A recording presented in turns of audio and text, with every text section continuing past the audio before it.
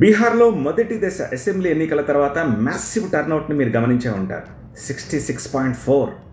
ఇంకా final figures కూడా రాలేదు. మేబీ ఒక 0.5% పెరిగే ఛాన్సెస్ ఉన్నాయంటున్నారు, which means 67 never in the history.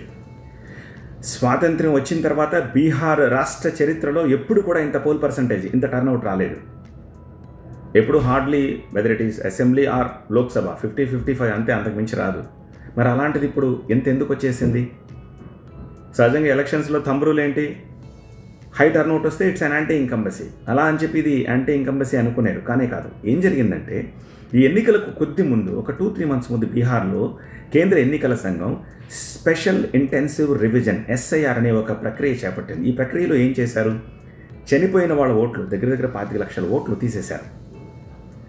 అలాగే 2 ఓట్లు ఉంటాయి వాళ్ళకి, పట్టణాలాంటి పట్టణంలోనూ ఉంటుంది, వాళ్ళ ఊళ్ళోనూ ఉంటుంది.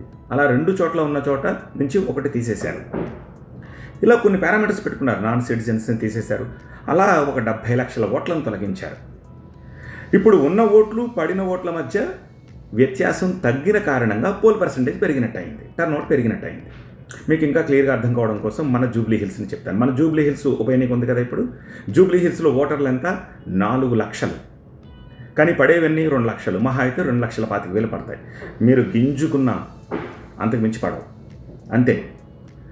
మనం ఏమనుకుంటాం, 50% కూడా అవ్వలేదు, 55% కూడా అవ్వలేదు, ప్రజాస్వామ్యానికి మచ్చ, యువత నిర్లిప్తంగా ఉన్నారు. అదేమీ కాదు. ఉన్న ఓట్లు నిక్కచ్చిగా పడిపోతున్నాయి. మరి పోల్ పర్సంటేజ్ ఎందుకు తగ్గుతుందంటే ఇది రీజన్. ఇక్కడ కూడా చనిపోయిన వాళ్ళ ఓట్లు ఈ నియోజకవర్గం పుట్టినప్పటి నుంచి అలాగే ఉండిపోతున్నాయి, అవి తీసేయాలి. అలాగే 2 పేరెంట్స్ ఉంటారు, వాళ్ళిద్దరికి ఇక్కడ ఓటు ఉంటుంది, వాళ్ళ పిల్లలకి కూడా ఓటు ఉంటుంది. కానీ వాళ్ళ పిల్లలు ఇక్కడ ఉండరు, అమెరికాలో ఉంటారు. వాళ్ళు ఇక్కడికి ఉప ఎన్నిక కోసం వచ్చి ఓటు పోయారు. ఇలా కొన్ని పారామీటర్స్ ద్వారా ఇక్కడ నిక్కచ్చిగా లేని వాళ్ళు, ఆంధ్రాలో ఓటు ఉంటుంది, ఇక్కడ ఓటు ఉంటుంది, which is very good in urban. So ఈ ప్రక్రియ చేయడం అవసరమా కాదా అని చెప్పడం కోసం ఇదంతా చెప్తున్నాను నేను. SIR అనేది ఎందుకంటే ఇది పొలిటిసైజ్ అయింది. ముస్లిం ఓట్లు తొలగించడానికి, లేకపోతే మా ఓట్లు తొలగించడానికి ప్రతిపక్షాలు రాద్ధాంతం చేస్తున్నాయి. కాబట్టి ఈ ప్రక్రియ ఇప్పుడు ఇలాంటి వాటి కోసం, ఎందుకంటే ఇలా చేయడం కారణంగా, ఈ పర్సంటేజ్ పెరగడం కారణంగా డెమోక్రసీ యొక్క ఇమేజ్ పెరుగుతుంది.